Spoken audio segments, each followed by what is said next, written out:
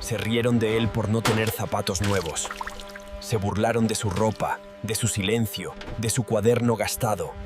La lluvia golpeaba con insistencia los ventanales del aula, como si el cielo también sintiera la tristeza que embargaba a Matías aquella mañana. En la última fila, casi escondido detrás de sus hombros encorvados, el niño de 12 años escribía con concentración en una libreta vieja de tapas desgastadas. Sus dedos estaban manchados de tinta y su ropa, aunque limpia, delataba el paso de los años.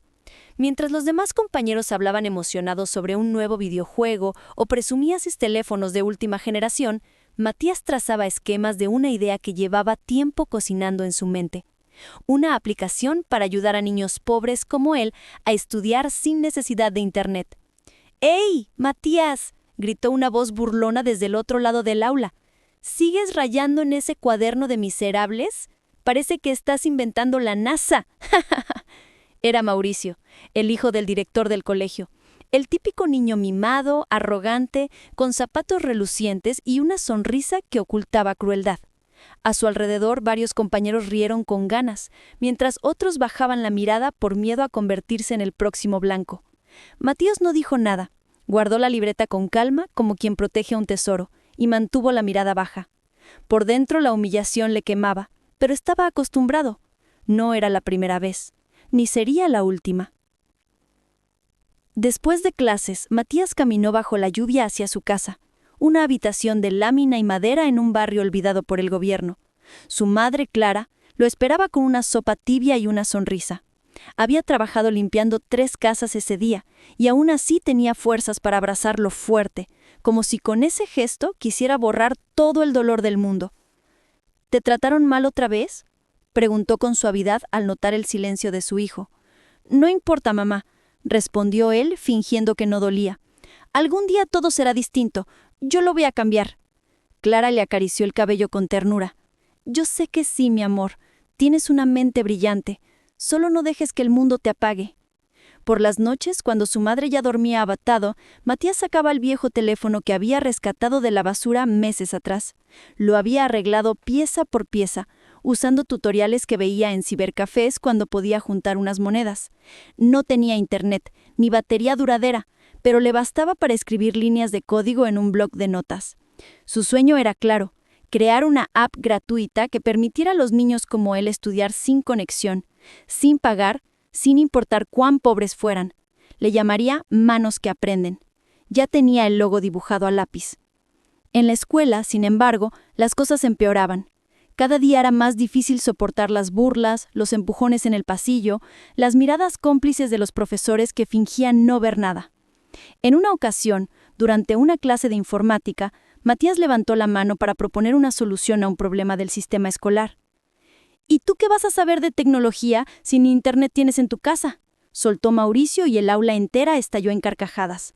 Lo peor fue que el profesor no dijo nada. Solo miró a Matías y siguió la clase como si nada hubiera pasado. Una semana después, Mauricio presentó la misma idea, con otras palabras, y fue felicitado frente a todos. «Eso es visión de futuro», dijo el maestro. «Bien hecho». Matías tragó en seco. En su libreta escribió una sola línea esa tarde. Las ideas buenas no siempre son reconocidas por quienes deberían verlas. Todo cambió el día que Mauricio le arrebató su cuaderno en plena hora del almuerzo. Matías lo tenía abierto en una banca, repasando estructuras de menús para la aplicación, cuando sintió que alguien lo jalaba por detrás. El cuaderno voló por los aires y cayó en manos del niño rico. «A ver, ¿qué tenemos aquí? ¿El diario secreto del mendigo?», bromeó Mauricio, hojeándolo con gesto de asco. «Miren esto, el pobre Matías se cree programador». «Devuélvemelo», pidió Matías poniéndose de pie. «¿Y si le saco fotos? No vaya a ser que mañana me gane el premio Nobel con tus ideas», dijo con tono burlón mientras tomaba su móvil y empezaba a fotografiar página por página. Matías intentó arrebatárselo, pero tropezó y cayó de rodillas. Un bote de jugo se volcó sobre él. Las risas fueron crueles, estruendosas, como cuchillos en la espalda. Ningún profesor apareció. Ningún adulto intervino. Solo estaban él, su vergüenza y su cuaderno manchado de lodo. Esa noche Matías no probó bocado. Clara lo observó en silencio, sabiendo que algo grave había pasado, pero respetó su silencio. En la madrugada, mientras el barrio dormía, Matías salió a la azotea de la casa y se sentó bajo la luna. Abrió su cuaderno, secó las hojas con cuidado y miró a sus propios dibujos con lágrimas en los ojos. Por un instante pensó en rendirse, en dejarlo todo, pero entonces recordó una frase que su madre le decía desde pequeño. Cuando el mundo te dé la espalda, es porque Dios te está preparando para algo grande. Y con ese pensamiento, volvió a escribir. Las semanas siguientes fueron un desfile de silencios incómodos, miradas cruzadas y cuchicheos a espaldas de Matías. Desde aquel día en que cayó de rodillas y su cuaderno fue fotografiado como trofeo de burla, nada volvió a ser igual. Mauricio se paseaba por el colegio con una sonrisa más arrogante que nunca. Había empezado a mostrar, como si fueran suyas, algunas de las ideas de la libreta. Incluso comenzó a hablar de una futura app para niños pobres, ganándose aplausos y reconocimiento por su supuesto espíritu social. Matías observaba todo desde su esquina, con una mezcla de indignación y dolor. Pero no dijo una sola palabra. A cada elogio que recibía Mauricio, él respondía con una línea nueva de código. A cada mentira que escuchaba, añadía una función más a su proyecto. Sabía que no tenía poder, ni voz, ni aliados, pero tenía algo que nadie podía robarle del todo: su visión. Todo cambió una tarde cualquiera. El colegio había organizado una feria de tecnología en la que los estudiantes podían presentar proyectos frente a empresarios y académicos invitados. Era una actividad opcional, pensada más para que los hijos de las familias ricas brillaran. Matías ni siquiera se había inscrito, no tenía computadora, no tenía equipo y, según el reglamento, necesitaba un prototipo funcional. Pero el destino, como siempre, tenía otros planes. 2 días antes del evento, Matías encontró en la basura del laboratorio de informática una vieja laptop que el colegio había desechado por estar dañada. La pantalla estaba rota, el teclado incompleto y el disco duro no arrancaba. Pero para Matías era como encontrar oro.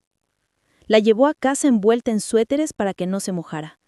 Su madre lo miró con preocupación. ¿Y eso?, preguntó, limpiándose las manos después de lavar ropa ajena. «Es mi oportunidad, mamá», respondió él sin vacilar. «Si logro hacerla funcionar, puedo presentar mi aplicación. Solo necesito una noche». Esa noche no durmió. Usó piezas de radios viejos, cables de auriculares rotos e incluso el ventilador de un juguete para enfriar el procesador. Convirtió la tapa de una caja de zapatos en un soporte y la pantalla rota en una interfaz parcial. Y cuando el amanecer tocó la ventana, la laptop encendió. Lenta, temblorosa, pero viva. El día de la feria llegó con una mochila llena de esperanza y un aparato cubierto con cartón. Al entrar al salón de exposiciones, las risas comenzaron. «¿Qué es eso? ¿Un horno microondas? ¡Cuidado, que el mendigo trajo una bomba!». Mauricio lo miró con desprecio desde su stand decorado con luces LED y pantallas táctiles. Tenía a su lado a 2 compañeros de clase que no sabían programar, pero que sabían sonreír ante las cámaras. Su aplicación era solo una presentación PowerPoint con frases motivacionales y gráficos robados de Internet. Matías no dijo nada.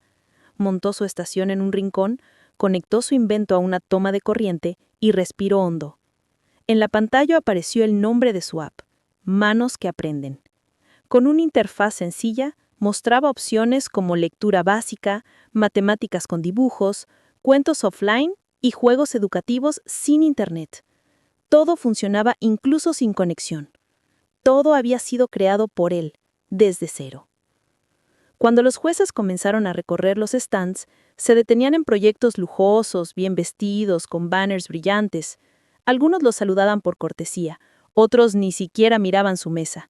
Pero cuando uno de los ingenieros invitados, un hombre de barba canosa y ojos cansados, notó la app funcionando en una laptop parchada, se acercó curioso. «¿Esto lo hiciste tú?», preguntó, agachándose para ver mejor. «Sí, señor.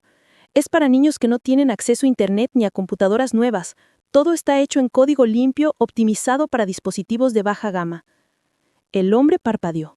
Revisó el código, probó los botones, hizo varias preguntas técnicas. Matías respondió a todas con precisión. A los pocos minutos, más jueces se acercaron. El murmullo crecía. Algunos profesores que lo ignoraban ahora lo observaban con asombro.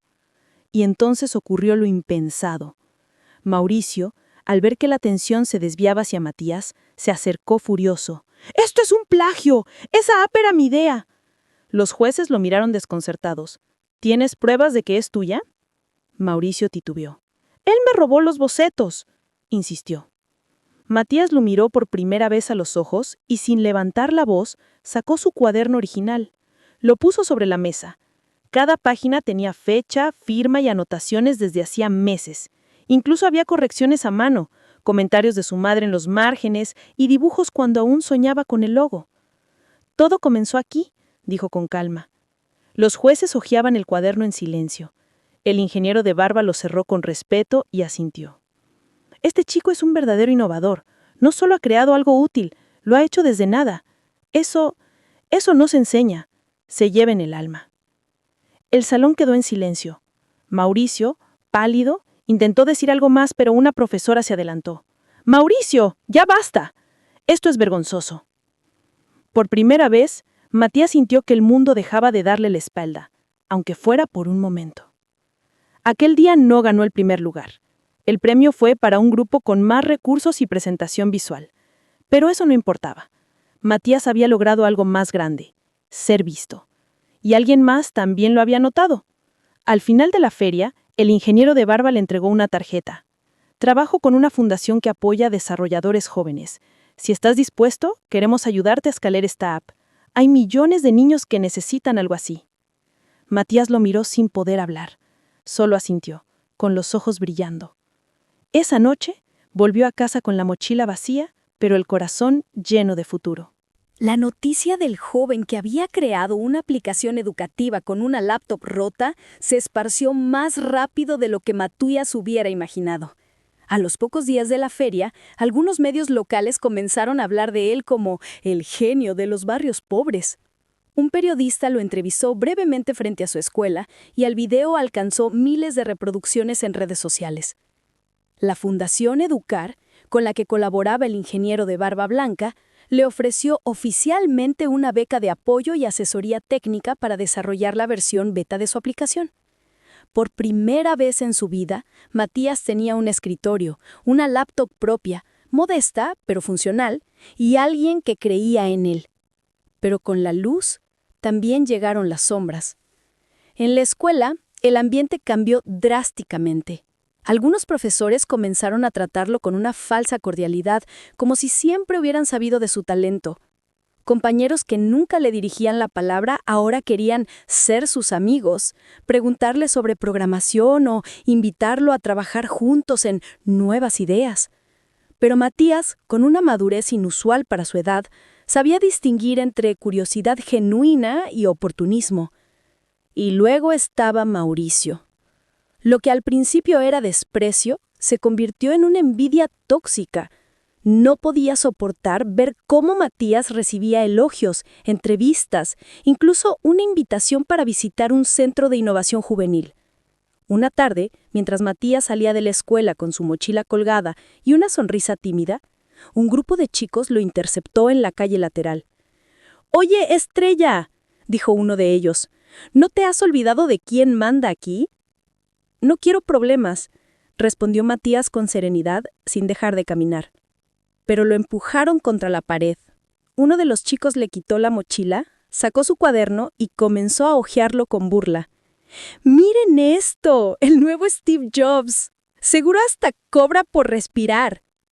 Matías intentó recuperarla, pero no quería pelear, no sabía cómo.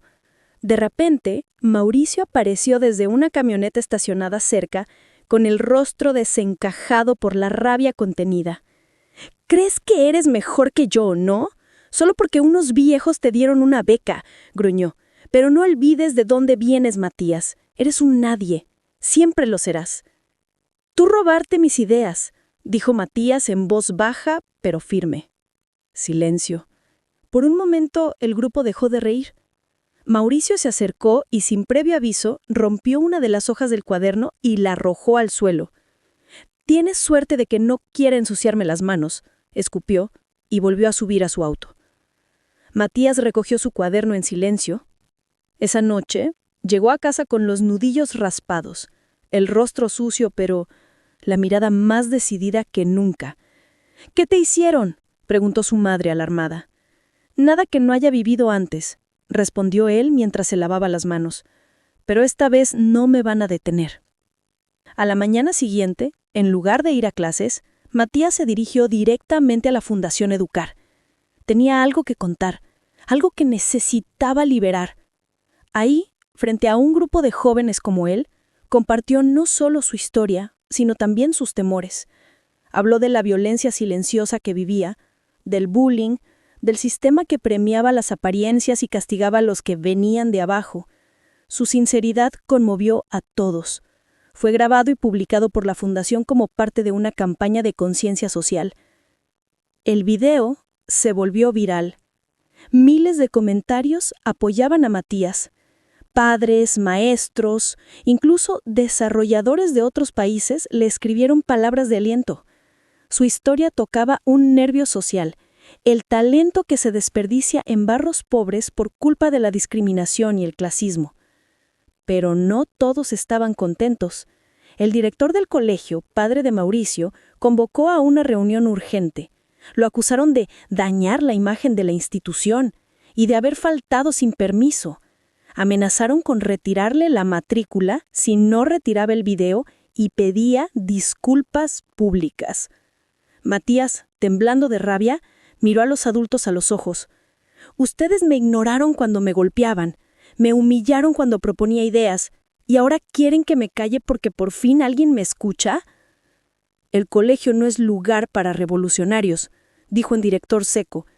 «Entonces no es lugar para mí», respondió Matías, levantándose. Salió de la oficina sin mirar atrás. Días después, con apoyo legal de la Fundación, Matías fue admitido en un programa educativo especial para jóvenes innovadores. Comenzó a estudiar programación avanzada, inglés técnico, diseño UX/UI, pero más allá del conocimiento, aprendía a creer en sí mismo. Una noche, mientras caminaba con su madre de regreso al mercado, su madre le abrazó por la espalda. «Estoy orgullosa de ti, hijo, no por lo que estás logrando, sino por lo que no permitiste que te quitaran. Tu dignidad». Matías sonrió y supo que lo peor aún no había terminado, pero también sabía que ya no estaba solo. La vida de Matías había dado un giro inesperado, pero no por suerte, sino por coraje. Desde aquel día que salió del despacho del director con la cabeza en alto, algo dentro de él había despertado para siempre. Ya no era el niño que bajaba la mirada cuando lo humillaban. Ahora hablaba con seguridad, sabía quién era y, más importante aún, sabía lo que quería cambiar. Su aplicación, Manos que Aprenden, comenzaba a tomar forma real. Con la ayuda de la Fundación, ya existía una versión funcional para Android que podía descargarse desde un sitio sencillo. La interfaz era intuitiva, los contenidos estaban diseñados para funcionar sin Internet. Y lo mejor, ya había más de 1.500 niños en comunidades rurales usándola. Pero con el crecimiento llegó un nuevo enemigo, la codicia. Una tarde, Matías recibió una invitación a una entrevista con una importante empresa tecnológica nacional. Al llegar, lo esperaba un hombre elegante, de traje azul marino, que se presentó como Roberto Luna, director de innovación en una firma que desarrollaba software educativo. Lo felicitó, le habló de oportunidades, de visibilidad, de escalar globalmente. Todo sonaba tentador, hasta que deslizó un contrato. «Solo tendrías que firmar aquí», dijo, sonriendo. «Nosotros nos encargamos del resto. Marketing, inversión, distribución. Tú podrías enfocarte en lo que amas, programar». Matías leyó el documento, y algo no cuadraba. La empresa se quedaba con el 80% de los derechos, modificaba el nombre de la aplicación y reservaba el derecho de convertirla en un servicio de pago según conveniencia de mercado. Matías levantó la vista, firme. «Esto es una compra disfrazada». El empresario se rió. «Es un trato justo. Tú vienes de nada, hijo. Con nosotros tendrás todo». «Prefiero tener poco, pero que sea mío», respondió Matías cerrando la carpeta, y se fue. Aquella noche, En vez de sentirse derrotado, se sintió más fuerte que nunca. Supo que si una gran empresa estaba dispuesta a robarle el alma de su proyecto, era porque su app valía oro, pero también supo que vendrían más intentos y debía prepararse. Unas semanas después, un usuario anónimo comenzó a dejar comentarios negativos en el sitio de la aplicación. Decía que era un plagio, que había robado código, que la app contenía virus.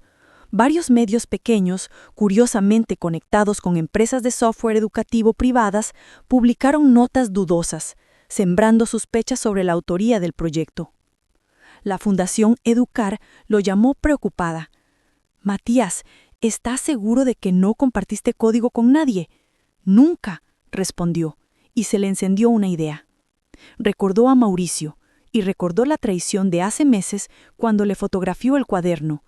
¿Y si había sido él? ¿Y si ahora quería vender el proyecto a otro? ¿Y si esas manos ocultas que lo atacaban no eran tan ajenas como parecían? Decidió actuar. Con ayuda de un amigo de la fundación, Matías aprendió a rastrear IPs, crear alertas de filtración y seguir pistas digitales. Durante días revisó comentarios sospechosos, accesos inusuales, hasta que dio con una conexión. Varios mensajes provenían de una misma dirección IP, ubicada nada menos que en el colegio donde estudiaba antes. No lo podía creer. ¿Estaba el propio director detrás de la campaña para desprestigiarlo? O peor aún, usando recursos del colegio para filtrar información a empresas externas. Matías no tenía pruebas concretas todavía, pero tenía sospechas y tenía una idea.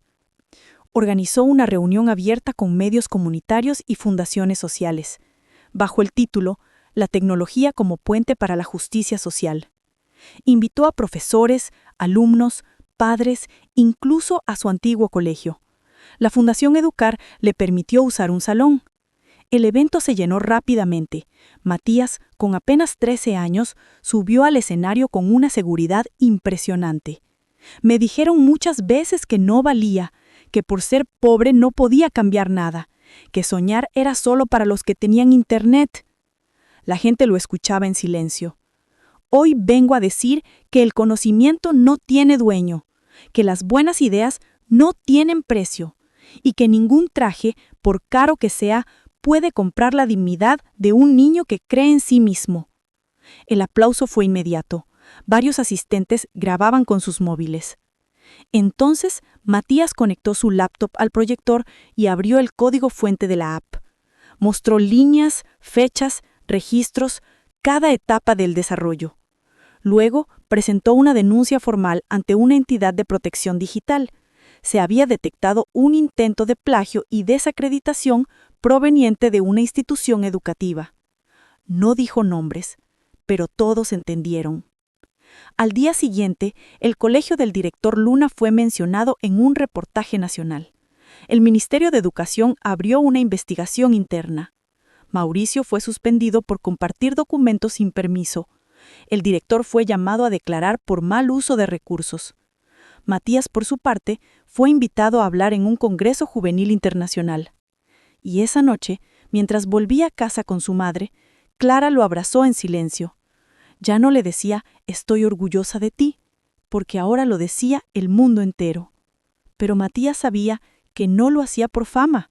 Lo hacía porque millones de niños aún estaban esperando algo, una oportunidad, y él pensaba dárselas. Después del escándalo mediático que involucró a su antiguo colegio, Matías vivió unos días de intensa exposición. Lo invitaron a entrevistas, documentales e incluso recibió mensajes de universidades extranjeras interesadas en apoyarlo en su formación. Sin embargo, entre tanta tensión, había algo que comenzaba a inquietarlo. Una pregunta que nunca se había atrevido a formular del todo. ¿Quién era su padre? Durante toda su infancia, su madre Clara siempre evitaba el tema. Le decía que era mejor no hablar del pasado, que el verdadero valor estaba en el presente. Pero ahora, con tantas cosas moviéndose a su alrededor, Matías no podía evitar sentir que algo importante le estaba siendo ocultado. Una tarde lluviosa, mientras revisaba estadísticas de descargas de su aplicación, que ya superaban las 10.000 en todo el país, encontró en su buzón un sobre sin remitente. Dentro había una hoja doblada cuidadosamente y una fotografía antigua. En la hoja solo había una frase escrita a mano. Tienes derecho a saber la verdad. Empieza por este nombre, Dr. Joaquín Salvatierra. La foto mostraba a un hombre joven, de traje blanco al lado de una mujer que claramente era Clara, pero mucho más joven. El hombre, alto, elegante, de mirada seria, tenía una expresión que de alguna forma le resultaba familiar. Matías sintió un vuelco en el pecho. Buscó el nombre en Internet. Lo primero que apareció fue un perfil institucional. Dr. Joaquín Salvatierra, fundador y CEO de GenLab Technologies, líder nacional en desarrollo de software educativo y aplicaciones para inclusión digital. El corazón de Matías latía con fuerza. ¿Podía ser posible? No quiso confrontar directamente a su madre. Sabía que si algo tan delicado le había sido ocultado por tantos años, debía haber una razón profunda. Pero esa noche, con las mañas temblorosas, se sentó a su lado mientras ella bordaba una blusa para una vecina. «Mamá, ¿conoces a Joaquín Salvatierra?» El silencio fue inmediato. Clara dejó caer la aguja. Sus ojos se humedecieron al instante como si ese nombre tuviera el poder de romper años de silencio con una sola sílaba. «¿De dónde lo sacaste?», preguntó ella con la voz entrecortada. «Me llegó esto», dijo, mostrándole la foto y la nota.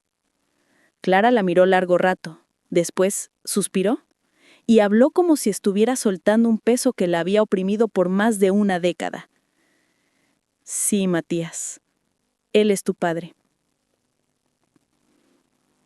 La historia que siguió fue más dolorosa de lo que Matías hubiera imaginado. Joaquín y Clara se habían conocido cuando ella trabajaba como recepcionista en una empresa de tecnología.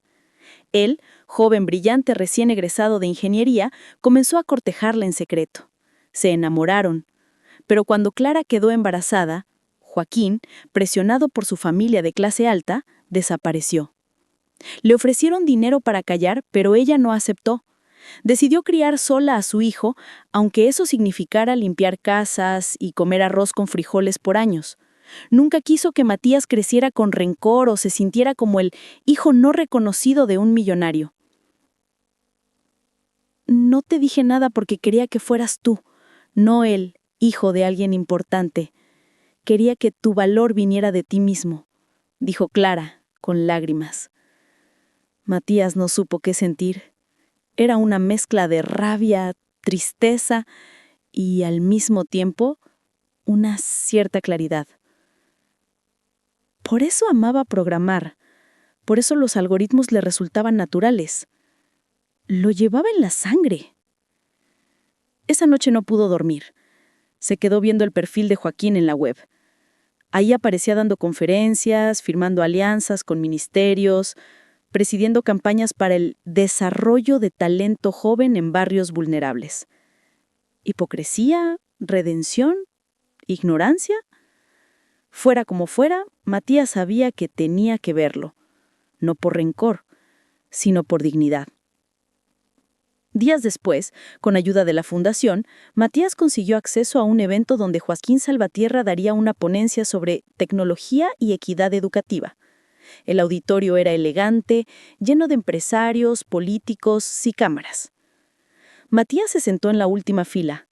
Observó a su supuesto padre hablar con entusiasmo, mostrando gráficos, cifras y un discurso perfectamente estructurado sobre cómo todos los niños deben tener las mismas oportunidades. Cuando terminó la presentación, hubo aplausos. Joaquín sonreía y saludaba a la prensa. Matías respiró hondo. Se acercó a la mesa, esperó su turno, y cuando el empresario le extendió la mano mecánicamente, dijo en voz baja: «Mi nombre es Matías Mendoza, hijo de Clara Mendoza». Joaquín lo miró confundido. Luego lo observó con atención. Por un instante sus ojos se agrandaron. El color se le fue del rostro.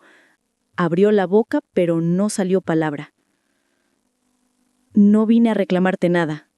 continuó Matías con voz serena. Solo quería que supieras que existo. Y que, a pesar de todo, he logrado cosas que tú solo predicas en tus conferencias. Antes de que el hombre pudiera reaccionar, Matías se dio la vuelta y salió del auditorio. Afuera, el viento le pegaba en la cara. No sabía qué había provocado más sacuda: conocer su origen o darse cuenta de que, con o sin ese apellido, él ya había hecho historia. Esa misma noche recibió un correo. Era de Joaquín. Asunto: necesitamos hablar. Matías leyó el correo una y otra vez. Necesitamos hablar. Corto, preciso, pero lleno de peso. Durante toda la noche pensó en si debía responder, ignorarlo o bloquearlo. No porque le temiera, sino porque no quería abrir heridas que apenas comenzaban a cerrar. Pero algo en su interior, más allá de la rabia o el orgullo, le decía que aquella conversación era inevitable. A la mañana siguiente, escribió solo 3 palabras. Dime cuándo y dónde. La reunión fue acordada en un café discreto en el centro de la ciudad. Matías llegó puntual, con su mochila y la cabeza alta. Minutos después, apareció Joaquín Salvatierra, impecable como siempre, aunque más serio, más contenido. Llevaba un portafolio que dejó a un lado al sentarse. Por varios segundos solo se miraron en silencio, uno buscando respuestas, el otro, posiblemente, buscando redención. «Gracias por venir», dijo Joaquín finalmente. «No sabía si lo harías». «Tampoco yo», respondió Matías sin rodeos. El empresario respiró hondo.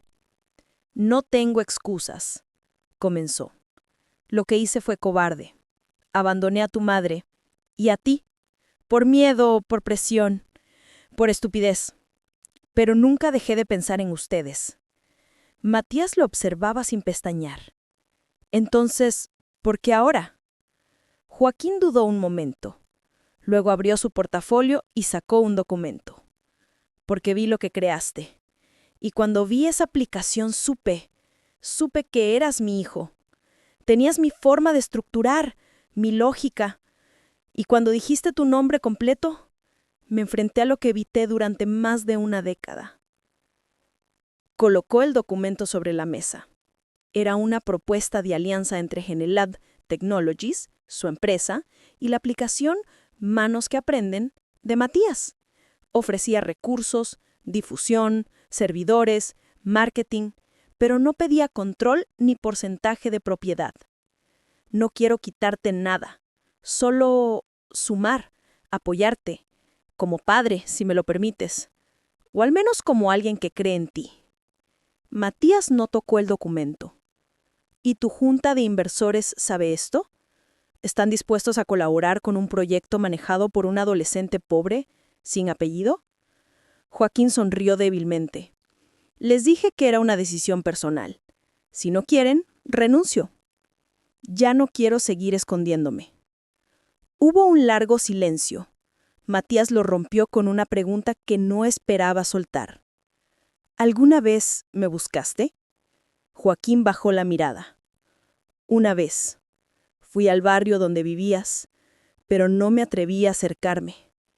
Te vi desde lejos. Eras tan pequeño. Ibas de la mano de tu madre. Y pensé, si me acerco ahora, arruino todo». Matías sintió un nudo en la garganta. Se levantó. «Necesito tiempo». «Lo entiendo», respondió Joaquín, sin intentar detenerlo. «Estoy aquí si decides que me quieres en mi vida. Pero si no, igual seguiré apoyando tu proyecto». Esa misma semana, Matías fue invitado a participar en un concurso internacional de emprendimiento juvenil. El ganador obtendría una beca completa en una academia de tecnología en Europa. Pero había un problema. Uno de los patrocinadores principales era una de las empresas que intentó comprar su aplicación con contratos abusivos. Matías no dudó. Participaría. Pero esta vez no solo como programador, sino como estratega. Con ayuda de la Fundación Educar, preparó una presentación brillante. No solo mostró su aplicación funcionando, sino que demostró cómo fue diseñada para resistir la manipulación corporativa. Explicó el peligro de convertir la educación en un producto de mercado y mostró los intentos de plagio y presión que había recibido. Hoy no solo presento una app, dijo al final. Presento una forma de defender lo que nos pertenece, el derecho a aprender, a crecer y a no ser silenciados por quienes solo ven cifras. El auditorio estalló en aplausos. Los representantes de la empresa patrocinadora intentaron desmentirlo, pero Matías había guardado copias de todos los correos, capturas de contratos y trazas digitales. Los dejó en evidencia ante jueces, jurados y cámaras. Fue un escándalo. La empresa fue retirada como patrocinador del concurso, y Matías se convirtió en el símbolo del joven que no se deja comprar. Poco después, Joaquín volvió a contactarlo, esta vez con un simple mensaje.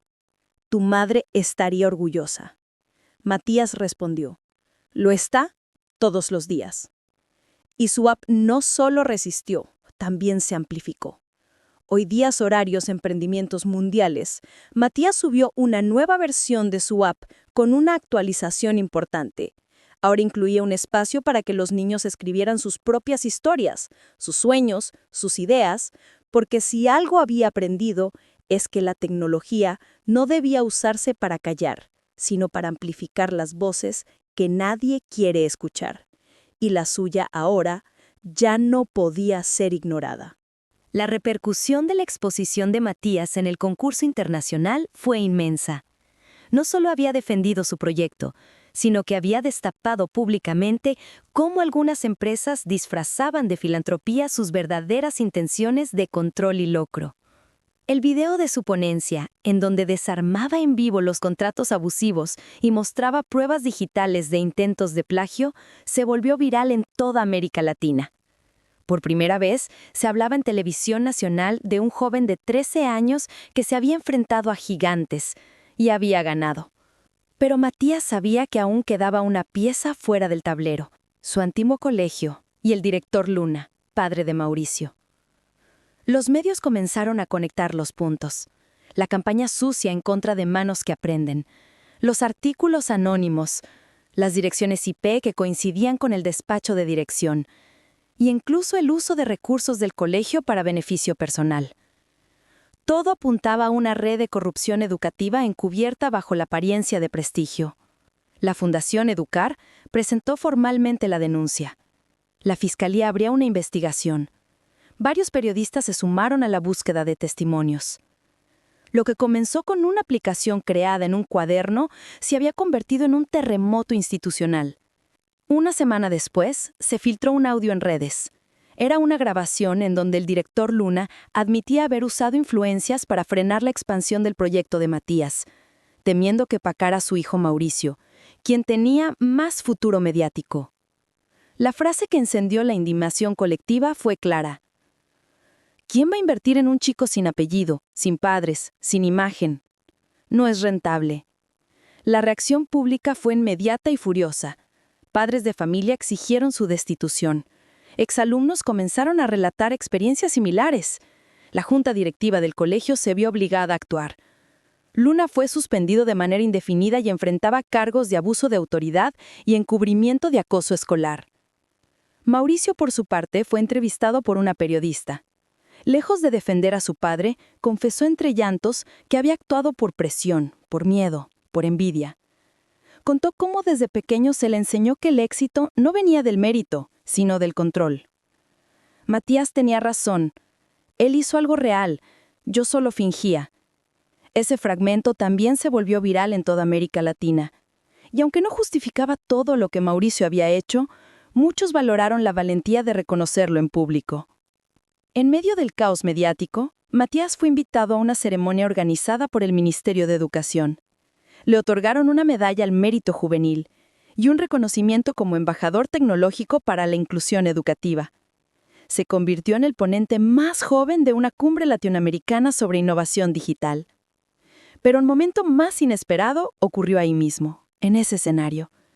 Al final del evento, cuando Matías bajaba las escaleras, Joaquín Salvatierra subió discretamente al micrófono. Los organizadores, sabiendo la relación que los unía, le habían dado la palabra sin avisarle a Matías. Hoy he visto a mi hijo no solo triunfar, sino enseñarme cómo se honra un nombre. Yo lo abandoné. Durante años viví escondido detrás de excusas, pero hoy no vengo a limpiar mi imagen. Vengo a reconocer que lo que más me emburguece en la vida no es ser empresario, sino el padre de Matías Mendoza. El auditorio estalló en aplausos. Matías, sorprendido, se quedó quieto. No lloró, no corrió a abrazarlo. Solo levantó la vista y asintió. Clara, desde la primera fila, lo miraba con lágrimas en los ojos.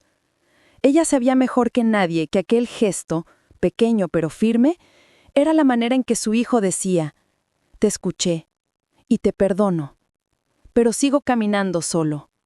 Días después, Matías recibió una llamada inesperada.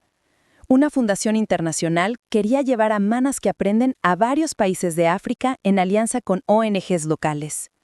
Su aplicación ya estaba traducida a 3 idiomas y había sido descargada más de 100,000 veces. Pero lo más importante no estaba en los números. Una mañana, recibió un video desde una comunidad indígena en la sierra. Aparecían niños sentados bajo un árbol usando celulares viejos con su aplicación. Reían, aprendían, jugaban, y uno de ellos miraba a la cámara y decía: «Gracias, Matías, ahora podemos soñar». Matías vio el video una y otra vez, y por primera vez desde que todo empezó, lloró. No por dolor, no por rabia, sino por gratitud. Porque había enfrentado el sistema, había roto el silencio, había perdonado sin olvidar, y había demostrado que no se necesita tener poder para cambiar el mundo, solo la decisión de no rendirse. Había pasado casi un año desde aquella mañana lluviosa en la que Matías, con su cuaderno viejo entre las manos, era humillado en el pasillo de su escuela.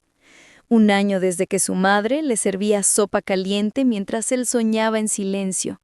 Un año desde que nadie lo miraba a los ojos.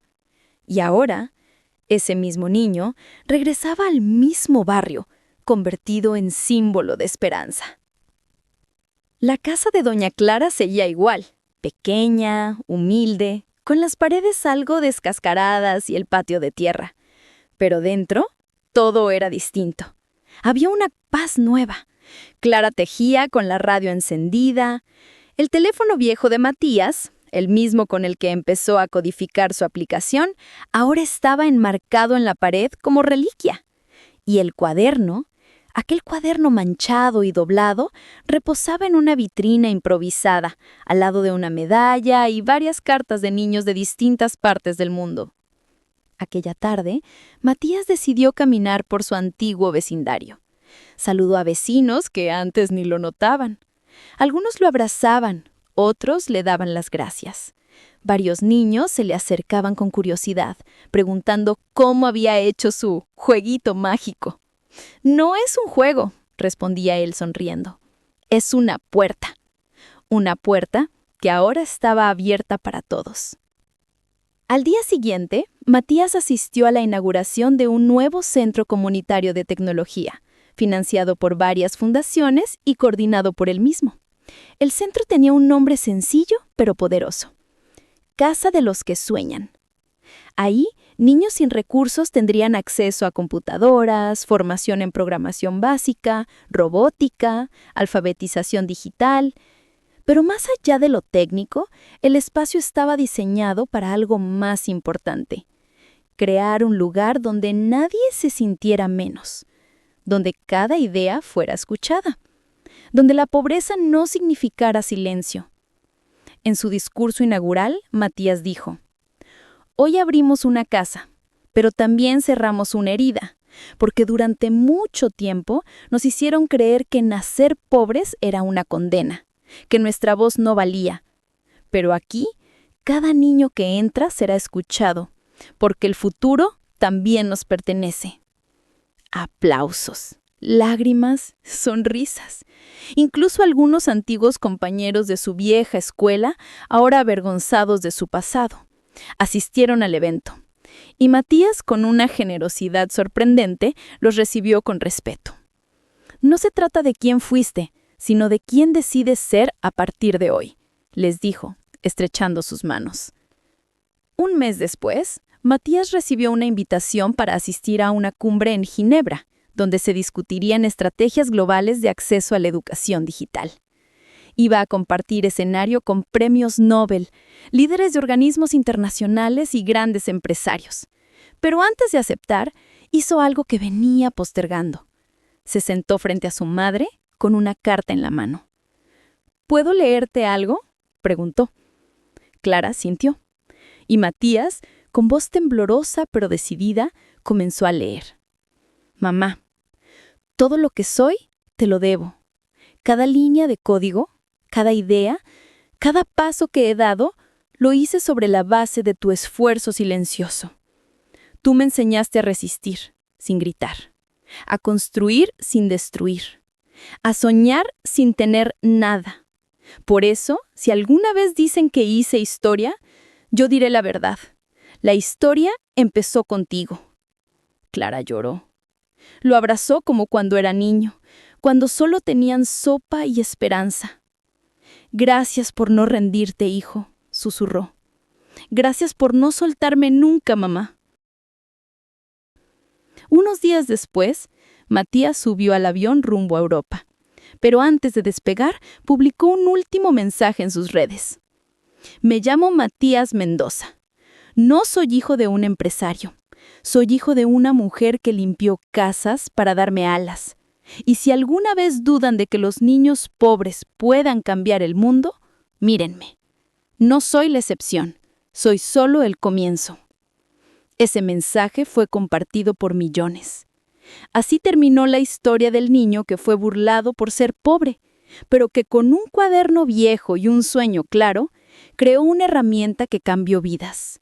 No por suerte, no por milagro, sino porque creyó que lo imposible también tiene código. Y como en los cuentos de hadas modernos, esta historia no termina con un fin, sino con un empieza aquí.